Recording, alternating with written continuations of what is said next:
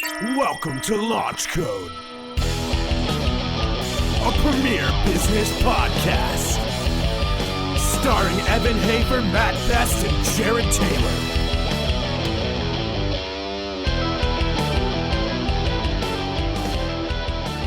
All right, we've got Donnie Vincent on the show today. It's quite an entrance that we have. We'll do a whole really cool entrance to this, Donnie, that's going to blow you away. Have you even listened to one of our podcasts that we've done together?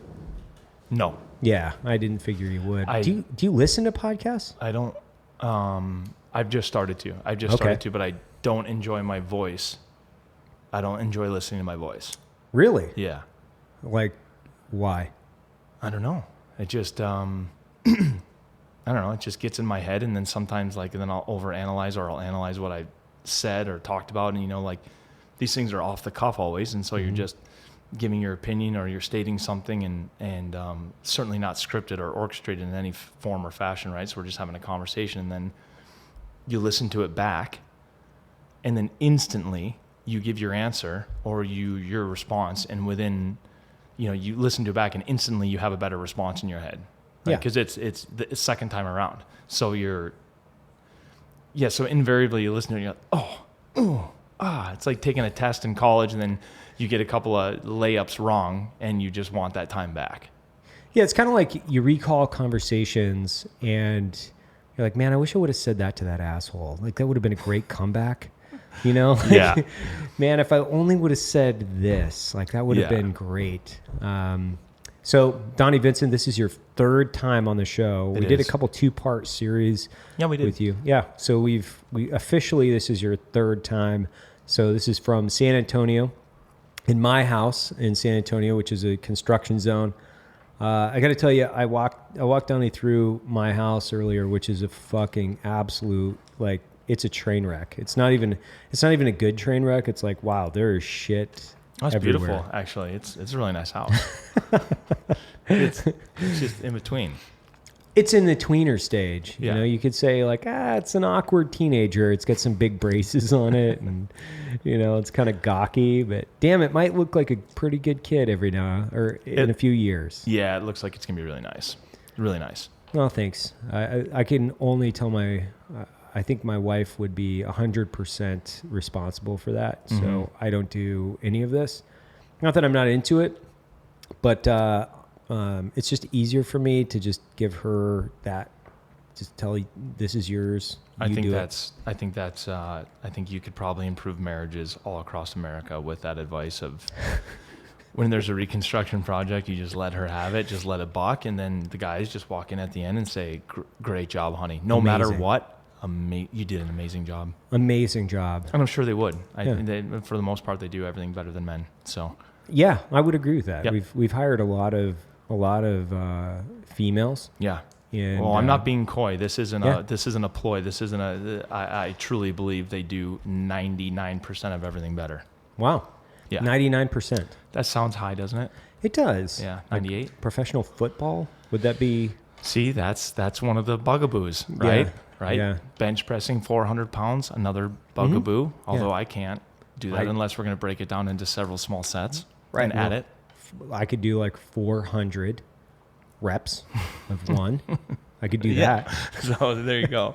Yeah, I definitely think, in my experience, I've had, things that have very much frustrated me. I've watched a coworker or counterpart do handily. A female coworker or counterpart do handily. Oh yeah. Yeah. Well, because before you were in your current profession, what would you classify your current profession as? Filmmaker, I guess. Yeah. It seems like a loosely fitting term, but yeah, I would say filmmaker. Yeah. Yeah.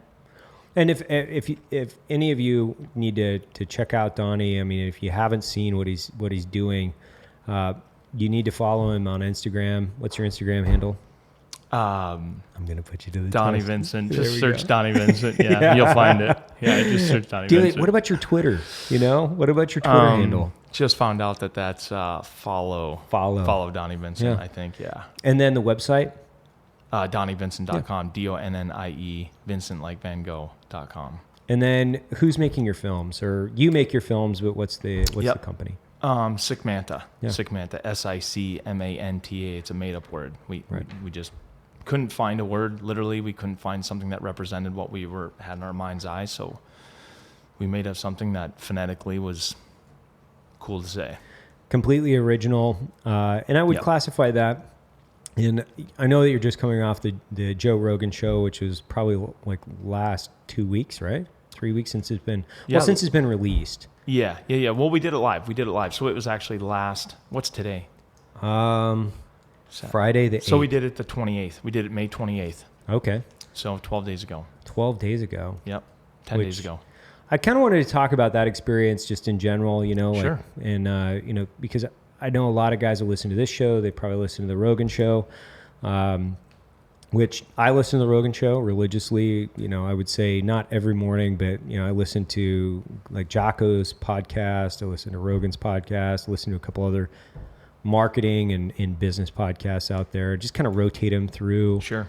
But what was that experience? What was it like? Was it, because did you listen to Rogan's show before you went on? I didn't. Okay. No, I obviously knew who he was. I was a fan of his, I'd seen him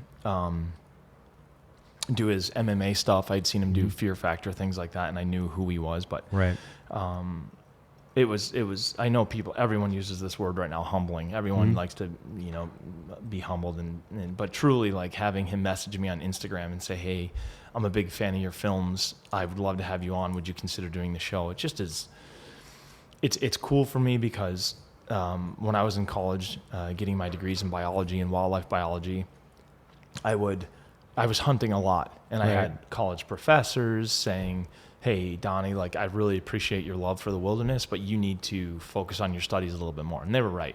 And I had family and friends saying, you've spent a lot of time in Alaska this year, and you're doing homework on airplanes, you're doing homework all night, your grades are suffering, and they were, but I just was addicted to this experience of being outside. And so it's just kind of surreal for me to go from family members encouraging me to buckle down more when I was in college to now all of that. And it's not just that hunting led me here, but it's a big part of who I am and what I've developed into. And so just kind of cool to get a message from Joe to say, hey, would you come on and do the show, when really my roots come from all the hunting that I did when I was a kid and that I do now. So it was just cool to get that call out. And then, just to walk in his studio was, inspired me that I need to like dress up my own office, because his office was really badass. Like, can you talk about his office? I can't talk about where it is, or who previously owned it, because people know where that location is. But it was a nondescript building on the outside, but on the inside, it was just cool. It was all painted really well. Everything was red and black. He had one big great room, kind of like almost like a giant garage, if you will, when we walked in, and that was a big full gym, big huge archery range. He had some cars parked in there. It looked like some cars that he enjoys to drive. Things that he might take out on a Saturday afternoon or something like that. They might even just be collectors. I don't know. They're just parked in there. And then you walk through this little kind of a bigger hallway where he has a big pool table. I think he's a big pool player, right? He's talked about that a lot. Where he used to not, I guess, compete. Or, I think so. Right? I think so. Like he didn't play pool. We didn't play pool. I'm terrible at pool, but I kind of wanted to watch him play pool. But because I know there's an art form there, right? And so he had a really nice pool table there, and I really would have enjoyed watching him play someone else. But and that kind of looped around into another big, basically kind of his office is in the giant shape of an H, if you will, with the middle has some small offices, bathrooms, things like that. But he has like some of his animal racks in there, like elk racks and things like that, artwork thing. And then he has his recording studio. But it's nice. It was really nice. And he was super nice guy. Super nice guy. That's awesome to hear, because I think a lot of guys, if they listen to the show, they want to know, like, is he the same in person? And I think that's one of the things we talked about. You're like, yeah, he's the same. He's exactly the same that I thought. Yeah, he was same. It's super down to earth, and I just like his approach to how he does it, and I like his approach. I'm actually a little bit jealous. I don't know that I'll ever have a podcast. I don't know. Yeah, I just don't know if it's something that I'll do, but I'm kind of jealous of like what you do and what he does, because you get to sit down with interesting people all the time. I feel very fortunate to be one of those people that's considered an interesting person to sit down with and talk to. but I'm a little bit jealous of him that he gets to sit down and talk to, not so much the actors and things like that, but just scientists, you know, and just he gets like this little. It's almost like he's reading a book every day. Right. He gets this little mini education, you know, whether you're sitting down with a genius military mind, or you're sitting down with a genius comedian, or you're sitting down with, you know, a musician or something like that. And then certainly like when you're sitting down with somebody that knows like animal sciences, or they're debating like animals in captivity, or even hunters or whatever, it's like, it's just really cool because he's getting a little mini education every time he talks to one of these people. And then of course he gets some goofballs on there, like you know, like I'm sure you heard about like the flat Earth guys. Like, I just love of all the things, and like Bigfoot. Fine, I totally get it.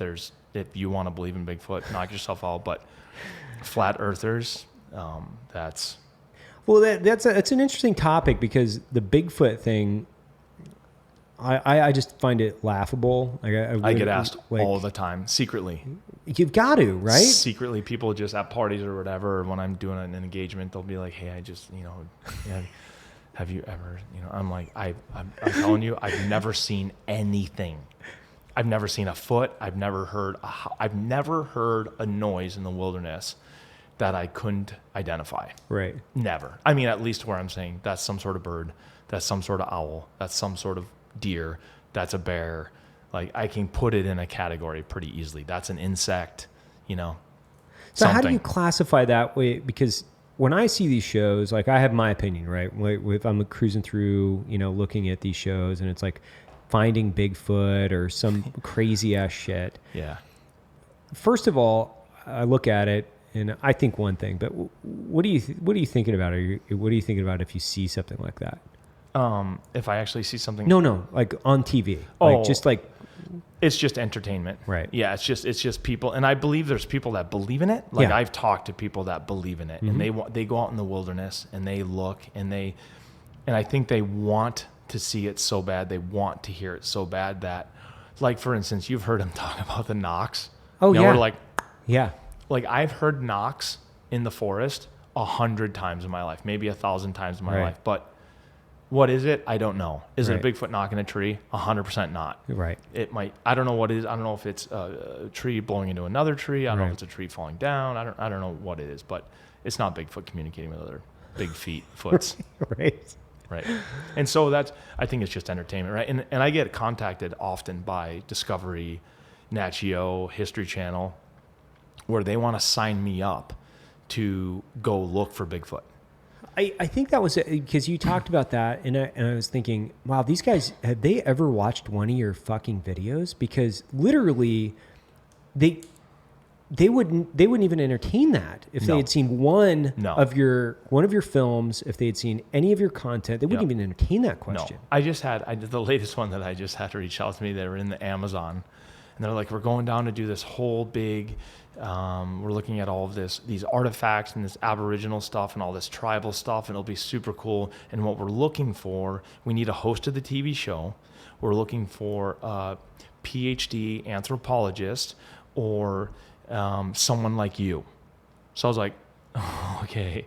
So you're looking for either a PhD licensed scientist that has a doctorate from a major university who has studied this their entire lives, or me.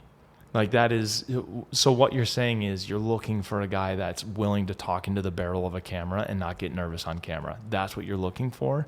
And then you're just hoping that it's sensational enough that people will watch it. So they can sell ads to it. That's all it is. It's trying to get people to sit on their couch. Right. I mean, look at the Bachelor and the converse of that, the Bachelorette. Bachelorette, yeah. Mm-hmm. How many seasons of those have run?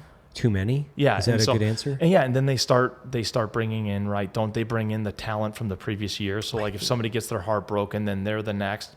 So they're literally just preying on Americans that they fell in love with this person from the previous season, and it's just.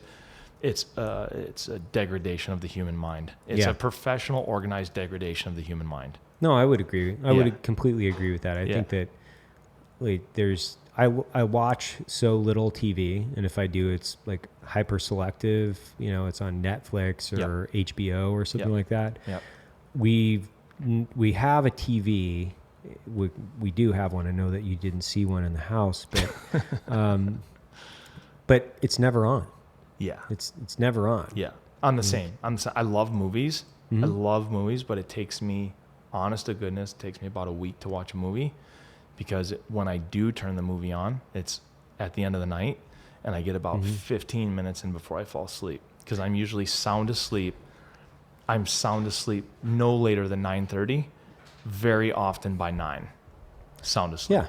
Yeah. I'm about the same way these days. Alarm goes off at 4 every day, right. and what's your day look like? I mean, I'm really interested in this. I think that to add some backstory, I follow you on Instagram. You know, I think that you're one of the more, regardless of what you feel about it, you are one of the more engaging people out there as far as the content that you create, the lifestyle. I think whether you're conscious of it or not, that you're promoting, the consciousness, I think, of that lifestyle. So for me, I do follow you not only because I know you, but I really like the content that you put out. And so some of the questions I think about is like, what does Donnie, what does he do? What, like, when you go hunting, I want to talk about that a little bit, but what's your life look like domestically? When I say domestically, I guess, you know, when you're at home, what are you doing? Mm-hmm. So every day is kind of the same.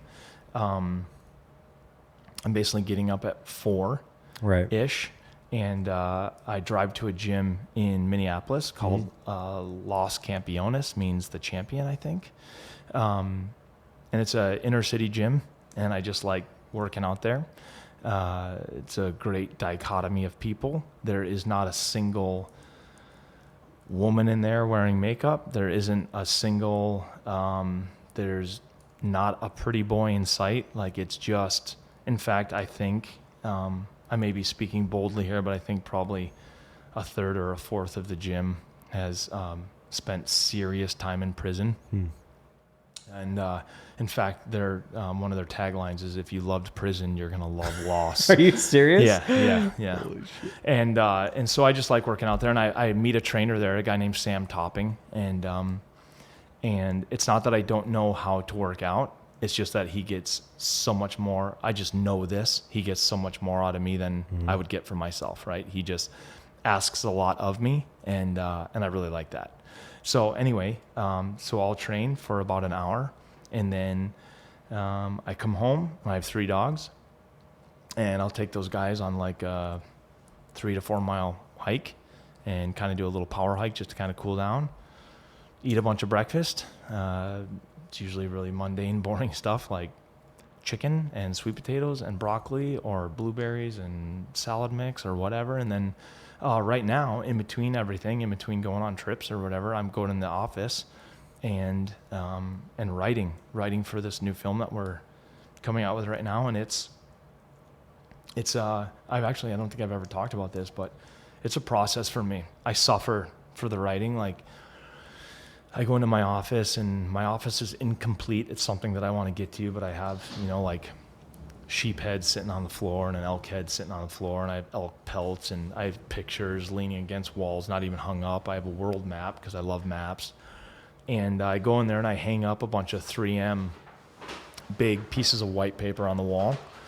And then I'll go into Kyle's office. Kyle Nicolite is my editor, producer, and he's a very gifted storyteller, filmmaker, film student from Nebraska.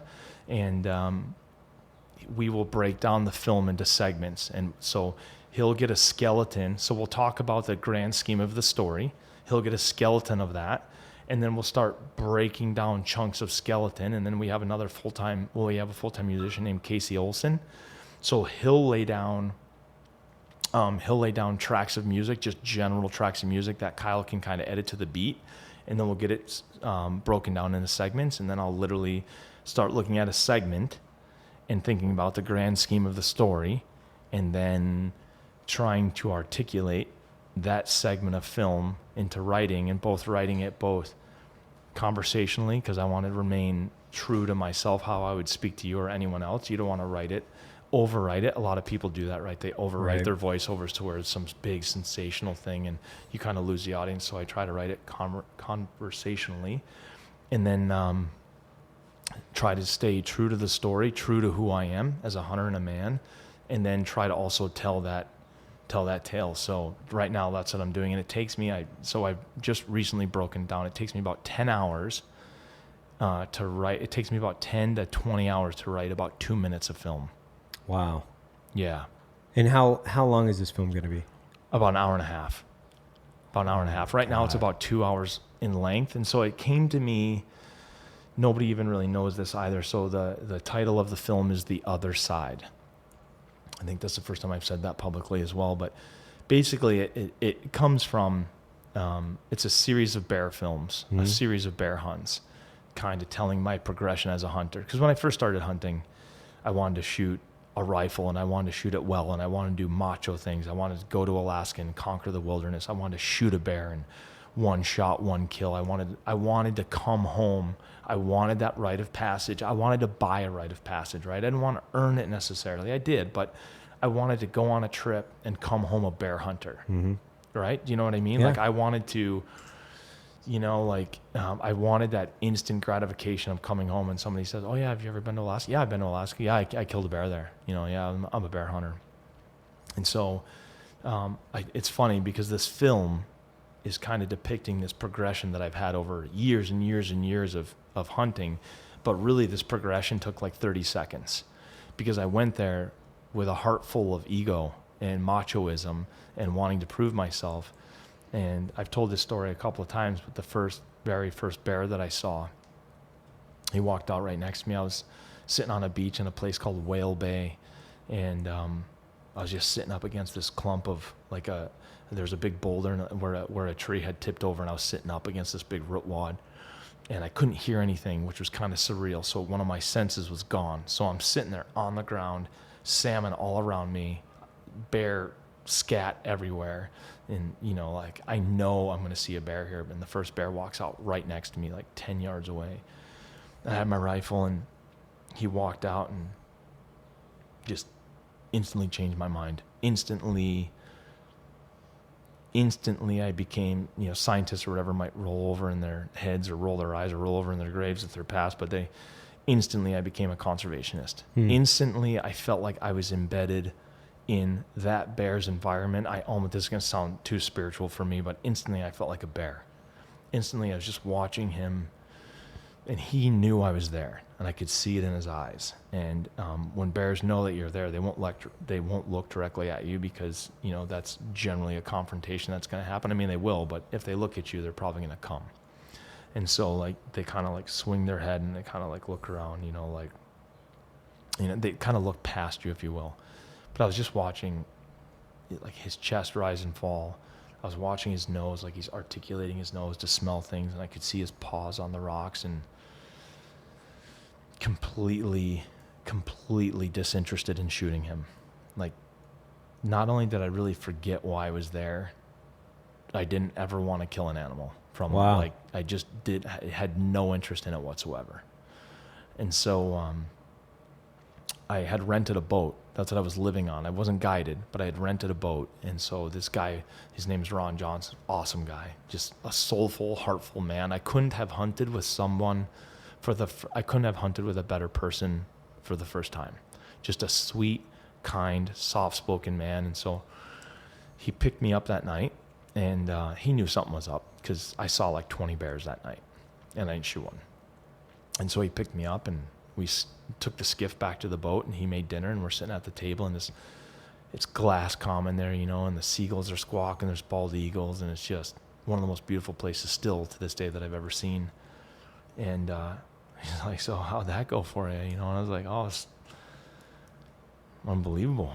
And he's like, "You didn't shoot a bear?" He's like, he could see me. He's like, "I saw some pretty good bears right next to you." And I was just like, "Yeah, I don't think I can do this, man. I want to, let's just watch bears, and we'll go fly fishing and stuff during the day." Because the bears would basically just come out at night. Right. I was like, "Yeah, I don't think I can do this, And he's like, "Okay, well, let's just figure it out, And then I went out the next day, and we just talked every night about philosophies of wilderness and philosophies of conservation and hunting. And and it's funny, it spoke to me at the end because he said, "I've hunted with a lot of guys, And he's like, I think you're more a hunter than any of them. Wow. And he's like, I think you're probably a very good hunter. And I hadn't really killed anything up to that point in my life. And so he's like, I think, he's like, you do what you want, but I think you're going to regret not shooting a bear by the end of the week if you don't do it. And I said, okay, well, we'll just figure it out. And I did. I ended up killing a bear on the last day. And I'm glad I did. But it was, you know, it was a big experience still when I did.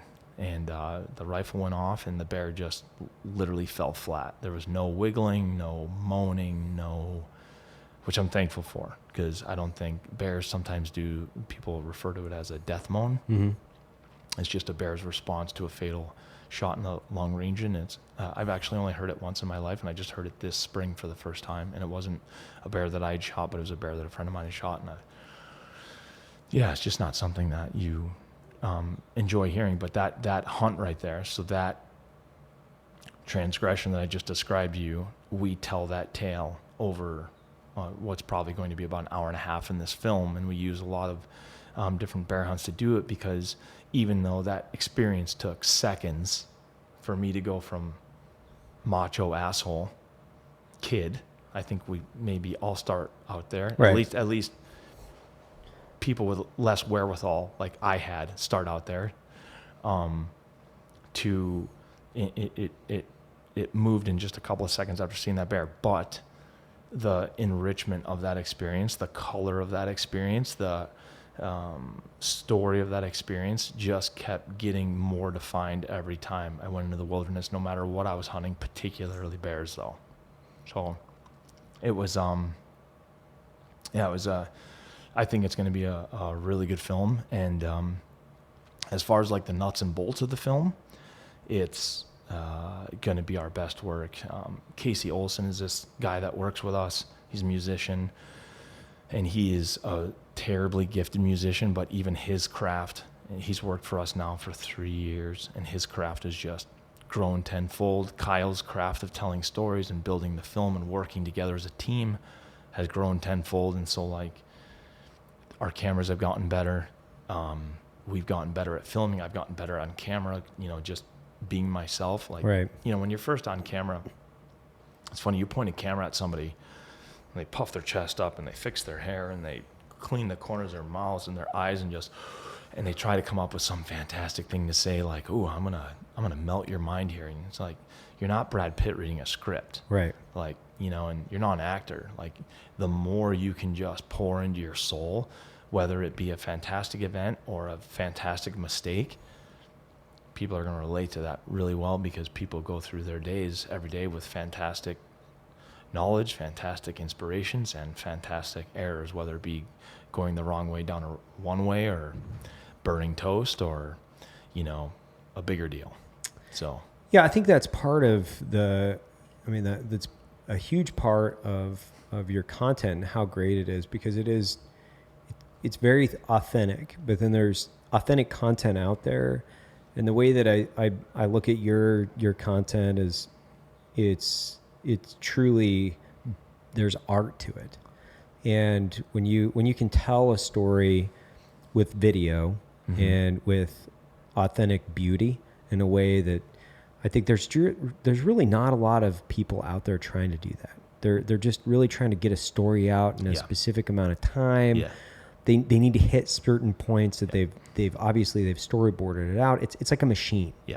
They're just making a machine to stamp it out. Yep. And that's one of the things that I think is really just impressed me, and one of the reasons why I'm a fan is because you want to tell a story. Yeah.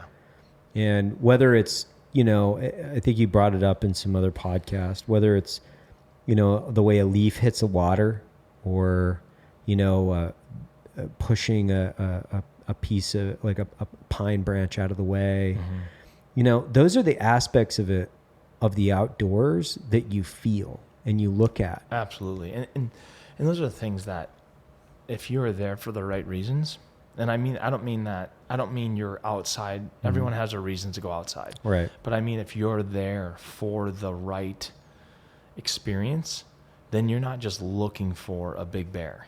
You're not just looking for a big deer or a class 4 rapid. Like even rafters or mountain climbers, like there's a whole bunch of things going on around you, and you better pay attention to them because it's a fantastic show. Yeah. Whether it be a hummingbird or a butterfly, or, you know, a few years ago we were in the Arctic Circle filming a grizzly bear, and it was pouring rain outside, and I'll never forget, like we started crawling. Me and William Altman is the director of photography at Sick Manta. He's this weird dude from Maine. He's been with me every step that I've taken in the wilderness. He's taken right behind me. I mean, the kid would, if I said, "Hey, we're gonna ride great white sharks next week," he'd be like, "Okay, all right, okay. So where are we doing this? And you know, what's the likelihood I'm gonna make it home? You know?" And like He's just all in. He's just all in. He's wicked gifted with a camera, and so. He lives in a little cabin in Maine that he built himself. He poops in a bucket. He has no running water, grows all of his food. He kills most of his food or raises it and kills it himself. He's a fantastic, soulful human being. And him and I were crawling across the tundra, and the guy we were hunting with, we were gone for like an hour, and we came back and he's like, "What in the hell were you two doing?" And we had found a ptarmigan grouse, and so we just crawled up to it. And it was walking along eating blueberries. And so we had just belly crawled like 350 or 400 yards, literally army crawled up to this thing to film it in the pouring rain.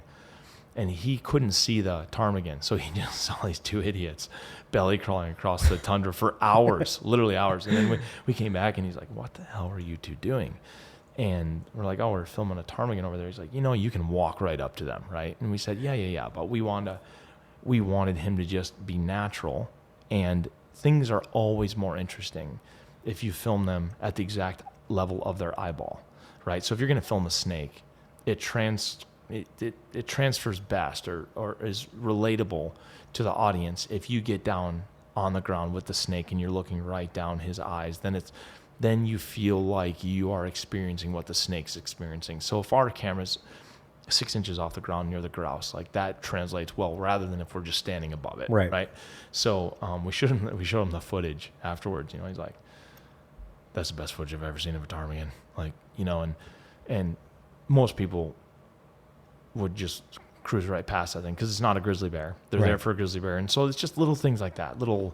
You know, I freaked out this year. I did a story for Men's Health, and there's a writer, a gifted writer with us named Michael Easter. He's a literature professor at UNLV in Vegas, and so he came along with us. And I'd never had this happen to me before, but I was standing there talking to him, and I was holding my bow, and my fletchings on my arrows are red, and my stocking cap is red. And hummingbirds are attracted to red, right? That's where they get their nectars from, generally from red flowers. And so this hummingbird had flown up to me, landed on my fletchings, like cruised up, landed, was looking at me, flew away, came back, landed on my fletchings again, flew away, came back, landed on my hat. Did I win something? No, I got like all these technology devices connected. So it was just, and it finally flew off, and I looked at him, and he kind of looked at me puzzled, and I said, that's exactly why I'm here elk hunting. And he was puzzled, and later on that night, he's like, what did you mean by that? I'm like, that's not going to happen unless I'm here doing this. And even though I'm looking for a big mature bull elk and I'm engaging the mountains and I'm checking everything out, like, I ended up later on, like a week and a half later, I ended up arrowing a massive old 10-year-old bull. It was a fantastic experience. But if I take any moment from that hunt, if I just go to that place as a little snapshot, I think of that hummingbird. That's what I think of every single time. Hummingbird moment. Just think of that. And when I drove home, it was like a day and a half drive home or 2-day drive home. I thought of that hummingbird, I don't know, hundreds of times. Wow. And I had this huge elk rack tied to the back of my truck, and I'm sure I thought about it, and I had people honking and waving and like thumbs up, but really I thought of that hummingbird, and that's why I'm weird, I think, is just that stuff I'm easily entertained. I think that you're entertained in different ways. Maybe I don't know. I mean, I think I can relate just in the sense of, I turned a corner several years ago, and I think we talked about it, but I was out and I was climbing all the volcanoes. Like I was just going volcano. So I was going Rainier, Hood, Adams, and I wanted to bag them, just bag them as fast as I could, check right? them. Just check them off. Yeah. And I was like halfway up Adams, and I was running up this mountain with crampons, just like running as fast as I could, and I'm like completely at like beyond VO2 max, and I'm like, man, I'm not experiencing any of this. Mm-hmm. Like, I'm not experiencing any of it. Mm-hmm. And I stopped, and I remember to this day I stopped, and I took a few more steps, and I sat down, and it wasn't because I was tired. Like, I've been tired plenty of times in my life. Yeah, of course. But I was like, this is the fucking stupidest thing, mm-hmm.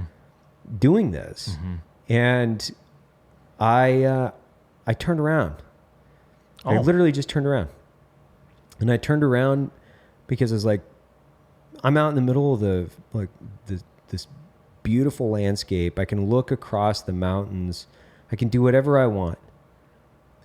And I'm running to the top of this fucking mountain. Mm-hmm. The same mountain I've already been to the top of, by the way. But mm-hmm. I just wanted to see how fast I could bag all three of them within 3 days, or I forget exactly the time thing that I had like set on my, arbitrary notepad, yeah. And I just said, I stopped and I turned around and I was like, you know what? I'm going to go kayaking today.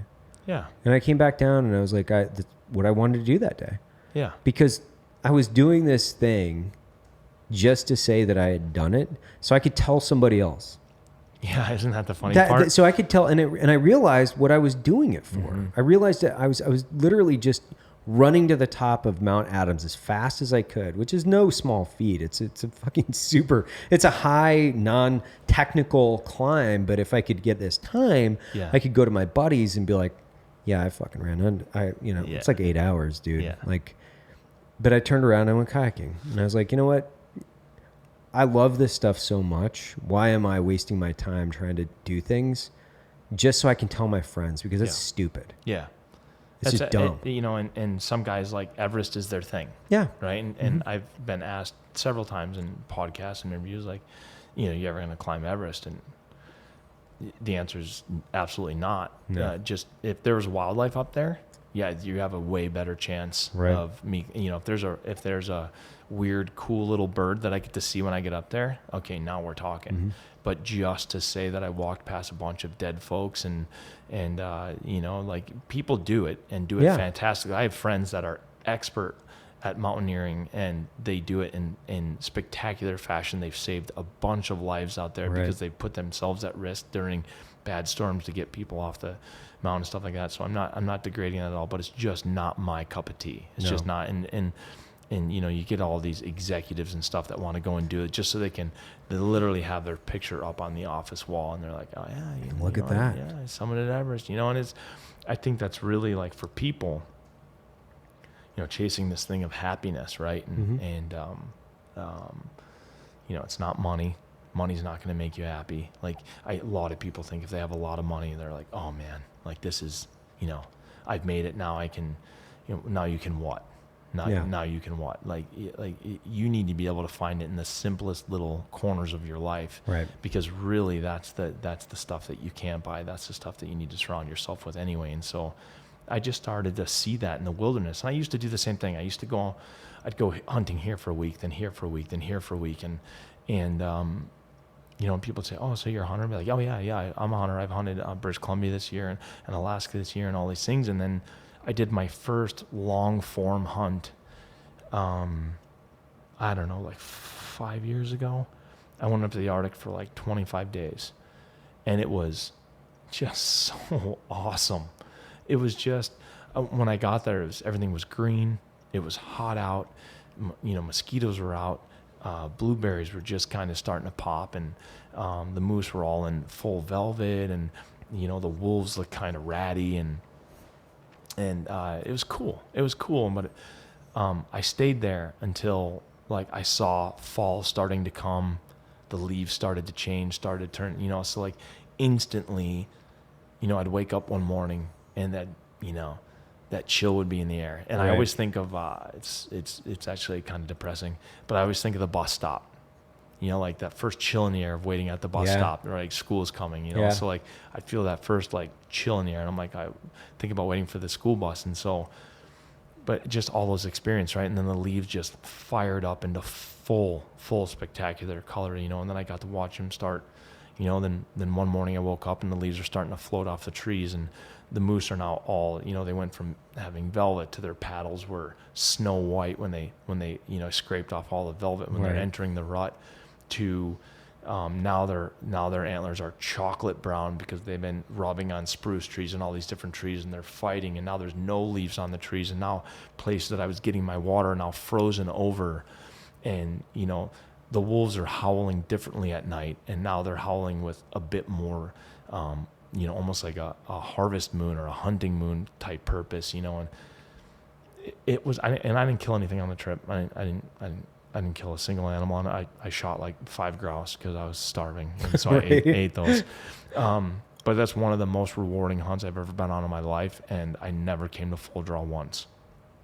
It was awesome experience. And so I just realized, like, oh my God, I've been going down the wrong road for a long time. This is the right road for me. This is the right road for me, and yeah, I love it. Live for it.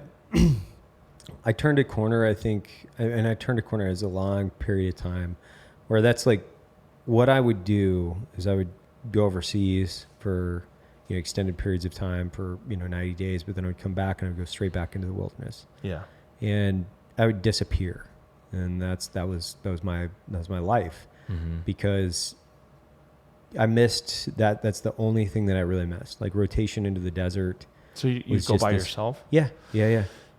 And I can't, the thing that I learned about myself during that time, I think, was just to appreciate it, because the thing that I longed for, and that still do, like I pine every day of my life. Like, I mean, I love my kids and my family, but they're the only thing really keeping me here, truly. And the thing that I miss more than anything is living in that environment where you can feel everything. Yeah. You can feel, the first light of the morning sun. You can feel the frost. You can feel when you've fucked up your shelter, and the rain starts pouring in on a fucking sleeping bag you're gonna have to live in, and you're like, you feel it. You feel the pain of a bad decision. You feel the victory of a great decision, but more importantly, you're feeling. And I think modern society, just the trappings of comfort, right? We have AC, we've got it's terrible. heat, it's terrible. We've got everything. It's killing us, actually. I think it's actually, I shouldn't say killing us, but this hardiness that we had, or how our DNA works, right? How we were talking about earlier today, right? Our bodies go through an adaptation to respond to environmental stimulus, to genetic stimulus. Like, our bodies are changing. So we used to change to find food. We used to change to adapt to cold. We used to change to, walk barefoot, and to evolve into using tools, and to hunt dangerous animals with spears and bows and rocks, and so our DNA was, what we come from is legitimately badass. Right. I'm not talking about modern day badass, for real badass. Right. To now, what are we doing to our DNA now? Oh, God. Smartphones, air conditioning, fast food, automated cars, to, I mean, even air travel. Like, I was thinking about this when I was flying here. I don't even think about getting on an airplane. Like, I think about it when I'm in the wilderness, because I have to think about it, because the chances of us crashing is decent. Yeah. So I have my locator beacon strapped to my chest. I have my wilderness survival bag in my lap. I'm literally looking at the airplane like, how am I going to get out of this airplane if the pilot's dead? Where is the fire extinguisher? like I'm talking to the pilot, like where is your first aid kit? Right.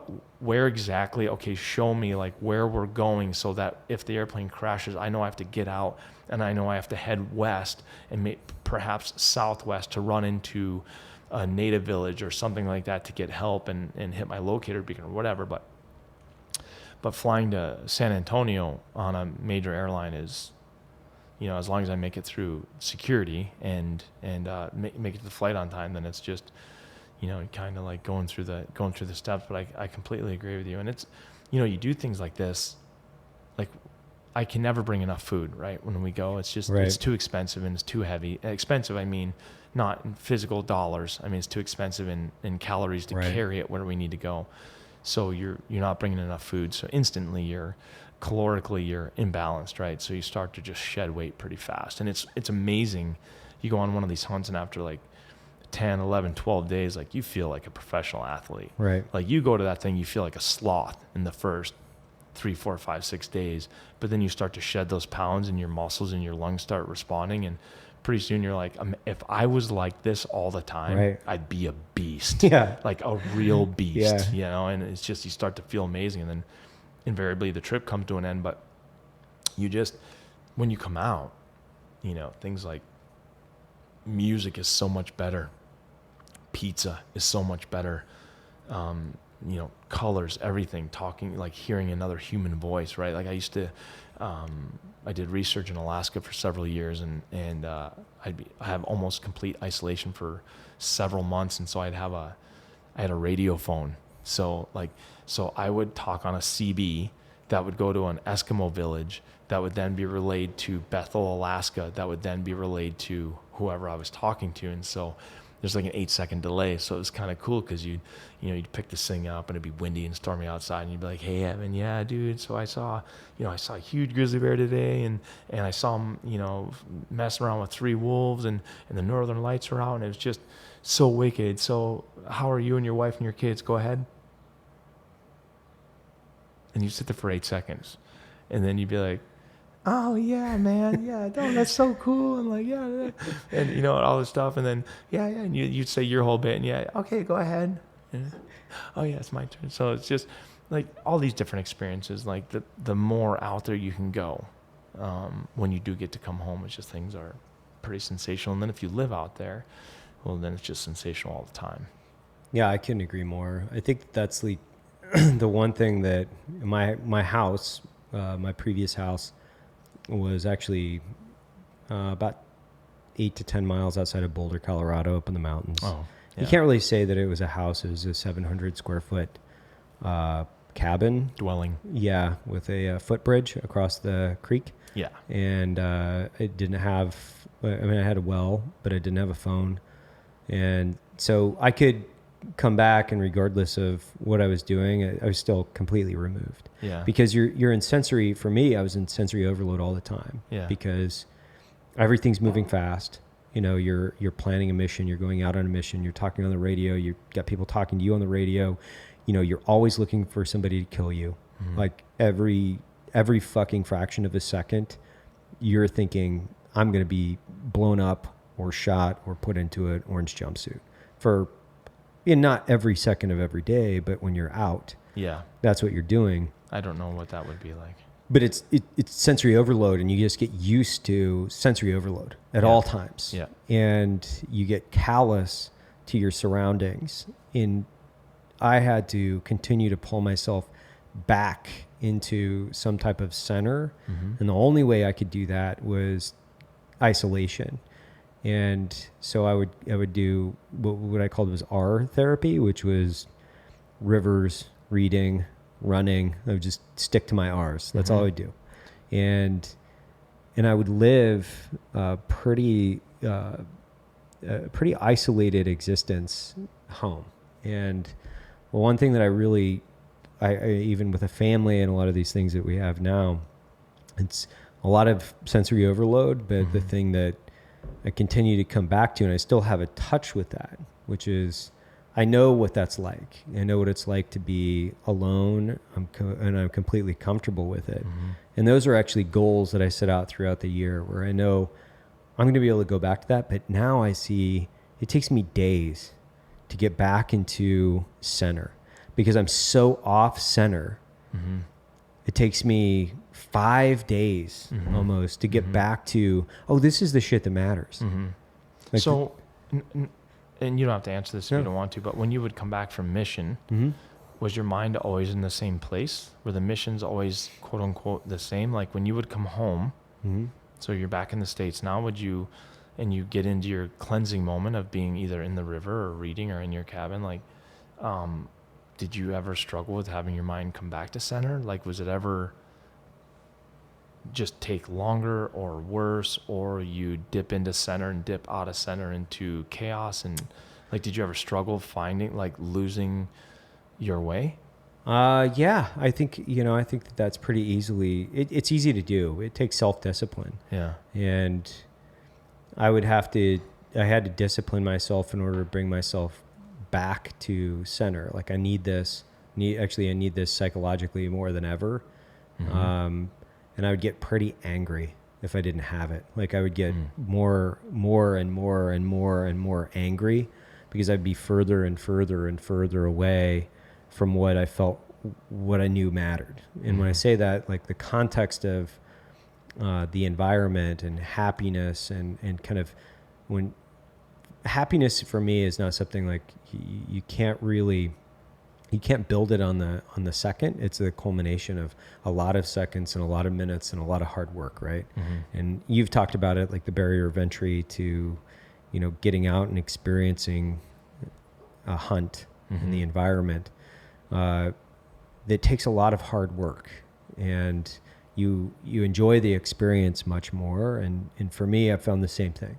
Like I actually had to go and put myself through a fucking physical grinder. Like I needed that. I needed to be able to grind myself into moon dust to come out the other side. And I would do that every 3 to 4 months. I'd have to.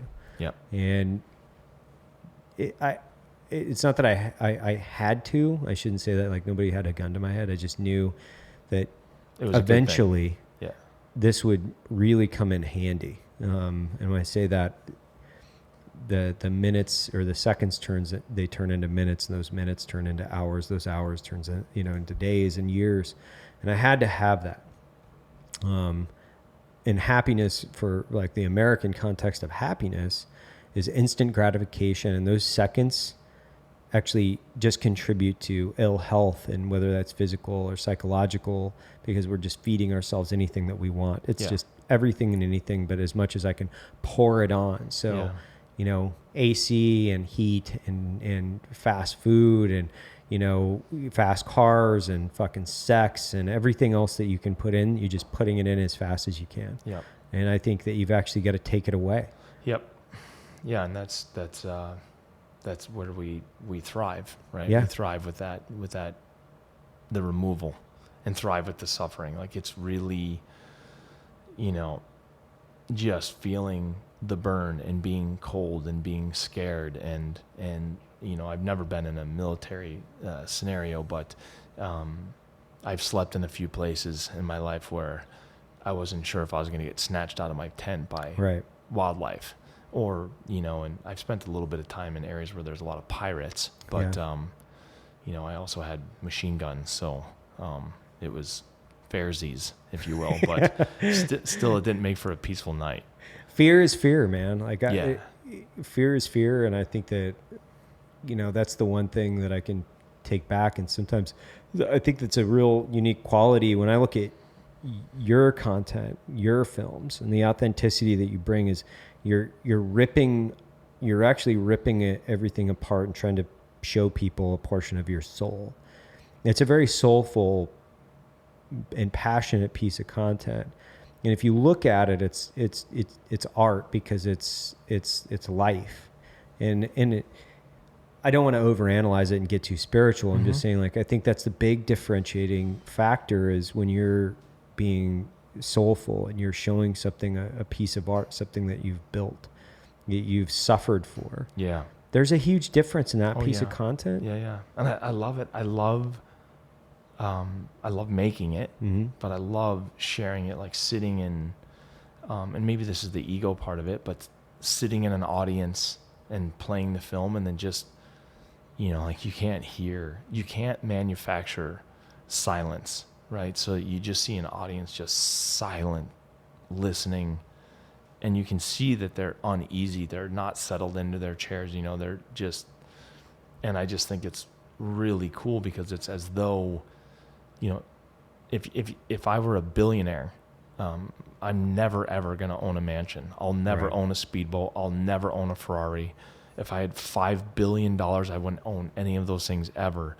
But what I would do is I would take people with me to the places that I get to go, because I would feed off of their experiences and seeing these new places. And so being in the theater, suffering for the work and like pouring it in and trying to be honest with myself and then the audience, and then seeing people's reactions to it, it's very fulfilling to take them there, especially because if you can take somebody there that can't get there themselves, Well, yeah, you've taken me there. Like you've wicked, done that. Yeah, wicked. It's fucking badass. Yeah, like and that's hugely rewarding. Yeah.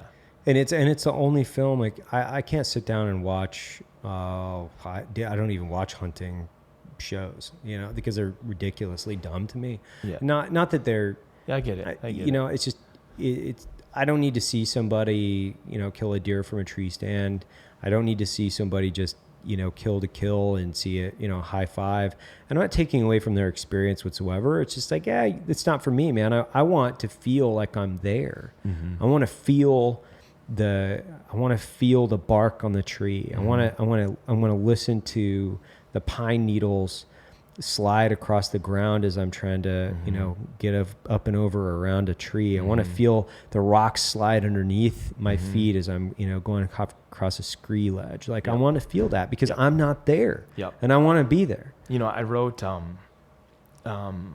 this, and I wish I knew her name, but freshman English that I took at the University of Minnesota. I had to write a couple of stories, and I wrote these stories for my professors, a young lady. And I wrote these stories how beautifully I thought they could be written. And when I handed them in, she's like, yeah, you're telling me what you want me to feel. Right. It's like, you're robbing me of this experience. You're telling me exactly where you want the audience throughout your story. Why don't you just tell me what's going on and let my mind go there itself? So why don't you describe the scenario to me in a fashion that not, you don't have to say this room has white walls and a white ceiling, and, you can describe it in a manner of, we walked into a room that was very clinical. We walked into a room that was clearly undone and very sterile and very clinical and hadn't had color yet. And so it's a totally different way to describe something where you can say, yeah, we were in his office and on the walls were white and the ceiling was white. And so she kind of taught me how to write, and it was fiction that I was writing, but she taught me how to write it that way. And I wish I knew her name because it just resonated with me. And the other thing that resonated is because I was hunting then too. Right. And one time I wrote to her that I harvested a deer, and this has stayed with me forever. But she's like, you didn't harvest a deer, you killed it. You killed it. You're a hunter. You killed it. You didn't harvest it. You harvested a soybean. You killed that deer. So. I've used it a couple of times inadvertently, but I've stopped using, from her encouragement, I stopped using the word harvest because I felt like it was trying to turn what we were doing into, something that was beige, trying to remove the harshness of, oh yes, I harvested this deer. She's like, no, you literally ran an arrow or a bullet through its lungs. You killed this animal. And she's like, be proud of that, that rawness of it. Like own it. Just be honest with me. Tell me what you did, and I'm okay with it. And even if I'm not okay with it, thank you for telling me up to my face, And so, like, I always thought that the two of the things that I took from freshman English. How long ago was that? A long time ago, early 2000s. I was a late student because I had to pay for it myself. So I bought my first house when I was 18. And that made life extremely real, extremely fast. And so